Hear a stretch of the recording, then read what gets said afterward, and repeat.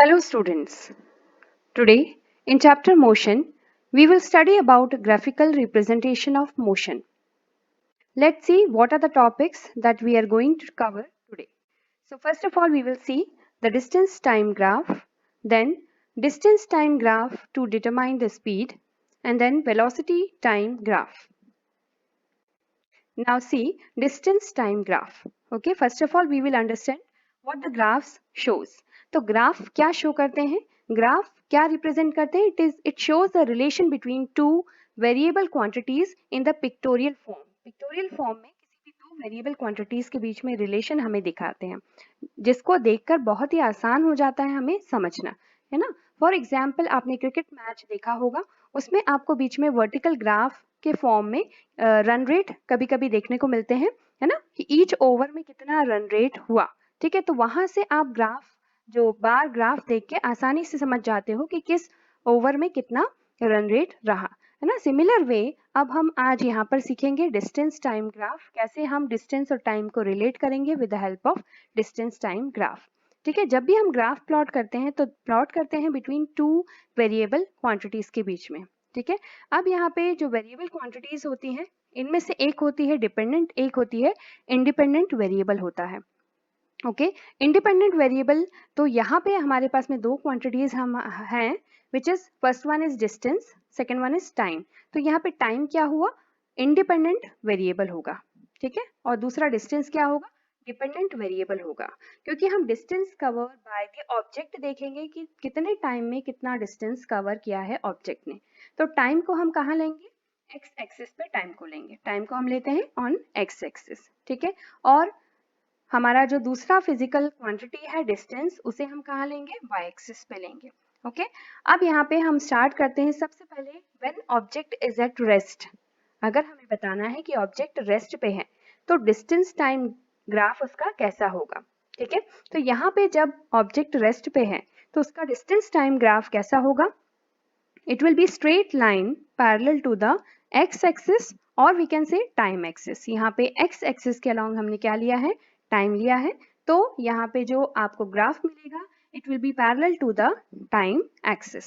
Okay, मतलब यहाँ पे क्या हो रहा है? टाइम चेंज हो रहा है लेकिन डिस्टेंस जो है वो एक ही जगह पर, यानी कि एक ही पोजीशन पर है. ऑब्जेक्ट की पोजीशन क्या हो रहा है? बदल नहीं रही है. मतलब ऑब्जेक्ट क्या है? रेस्ट पे है.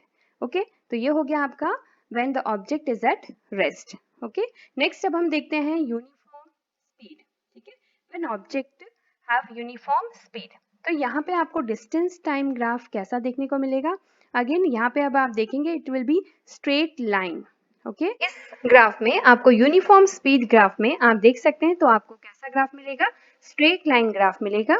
इस ग्राफ को देख के आपको पता चलता है कि यहाँ पर जो डिस्टेंस ट्रेवल किया है बॉडी ने वो डायरेक्टली प्रोपोर्शनल होगा, किसके प्रोपोर्शनल होगा? टाइम टेकन के. ठीक है, so distance travelled by the body will be directly proportional to the time taken. Okay, so this is the graph for uniform speed.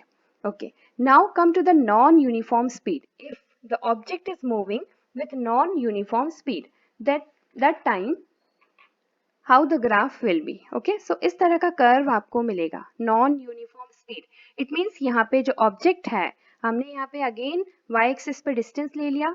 Okay, और x एक्सिस पे हमने क्या ले लिया? टाइम ले लिया. तो जब हम इन दोनों को देखेंगे तो हमें ग्राफ कैसा मिलेगा? कर्व मिलेगा. मतलब it will not straight line, ये स्ट्रेट लाइन नहीं मिलेगा, क्योंकि वहां पे distance travelled by the object जो होगा टाइम के डायरेक्टली प्रोपोर्शन नहीं होगा. ठीक है, यहाँ पे equal distance in equal interval of time travel नहीं हो रहा है. ठीक है, ऑब्जेक्ट कैसा मूव करेगा?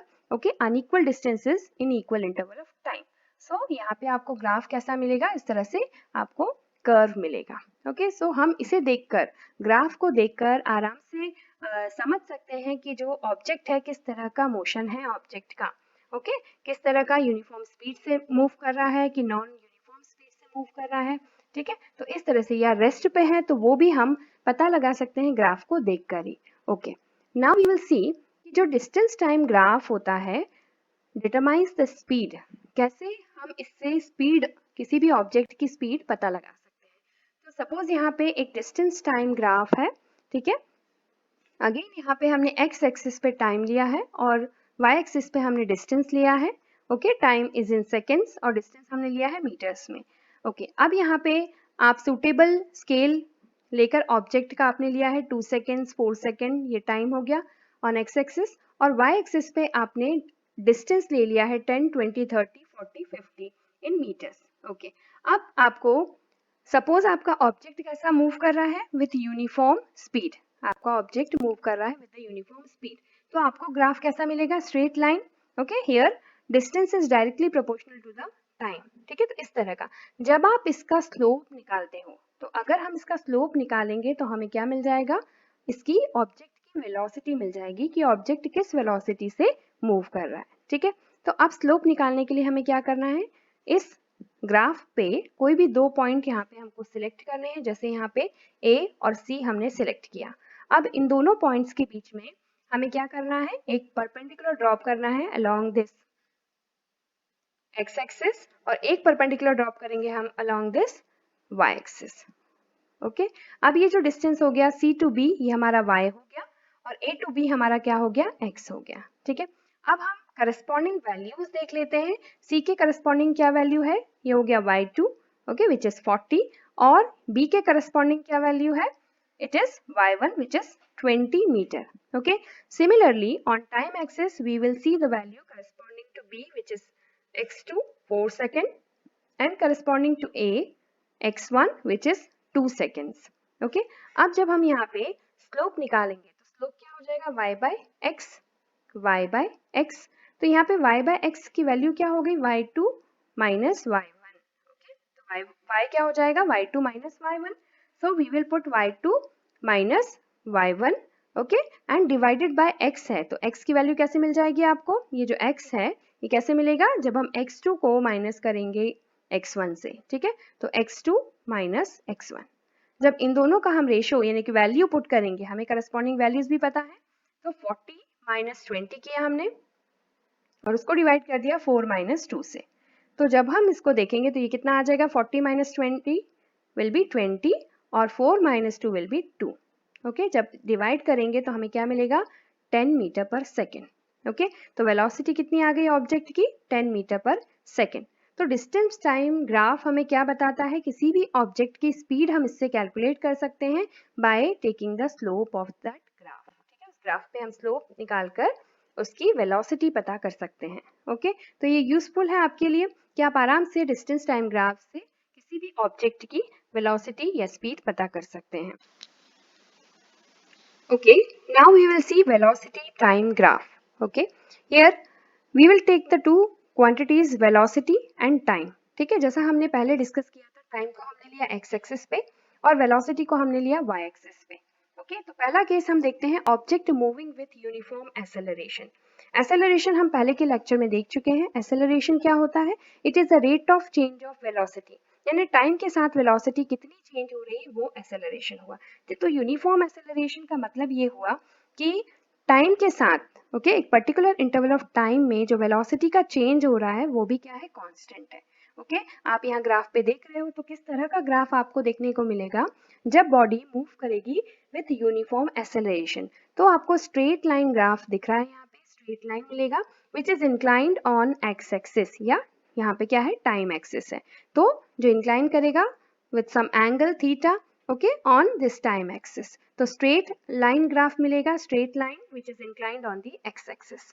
तो यहाँ पे ऑब्जेक्ट क्या है, यूनिफॉर्म एक्सेलरेशन के साथ मूव कर रहा है। ठीक है, नेक्स्ट केस हम देखते हैं, object moving with uniform velocity. अगर ऑब्जेक्ट की यूनिफॉर्म वेलोसिटी है, एक ही वेलोसिटी से ऑब्जेक्ट मूव कर रहा है, मतलब वेलोसिटी चेंज नहीं हो रही है with respect to the time, तो किस तरह का ग्राफ होगा, यहाँ पे इस तरह का स्ट्रेट लाइन मिलेगा which will be parallel to the time axis, वो टाइम एक्सिस के साथ क्या होगा, पैरेलल होगा।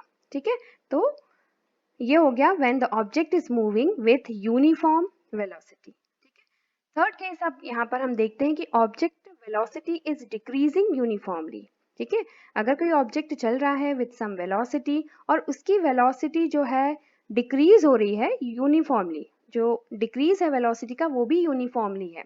ओके, तो यूनिफॉर्मली जब डिक्रीज करेगी विथ टाइम तो किस तरह का ग्राफ आपको मिलेगा, इस तरह का आपको ग्राफ मिलेगा। ओके, यहाँ पे आपको अगेन ये ये डाउनवर्ड आपको स्लोप दिख रहा है, ये आपको मिलेगा इस तरह का ग्राफ। ओके, तो वेलोसिटी टाइम ग्राफ हमने देखा। Okay, when object moves with uniform acceleration, and second हमने देखा when object moves with uniform velocity, and third हमने देखा कि velocity is decreasing uniformly with time.